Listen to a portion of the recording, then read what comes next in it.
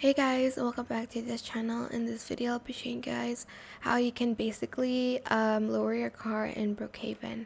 So you're just going to spawn any car that you like, maybe this truck, and you're going to get a few people with you playing as well, like really a lot of people.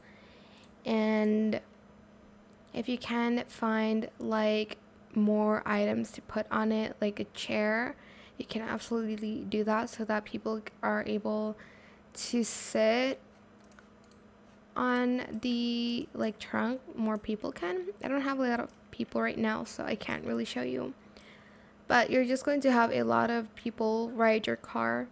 Then you're going to select this button, and then you're going to select this one, not this one. Oh, actually you're going to select this setting to lower it. So press it until it's like super low, and then as you can see, your car would have lowered down. Again, have more people ride your car to lower it even more. And that is how you can lower your car in Brookhaven. I hope it was helpful for you guys. Don't forget to like, comment, share, and also subscribe to this channel if you haven't done that already. If you have any more questions about this video, just leave it in the comment section down below.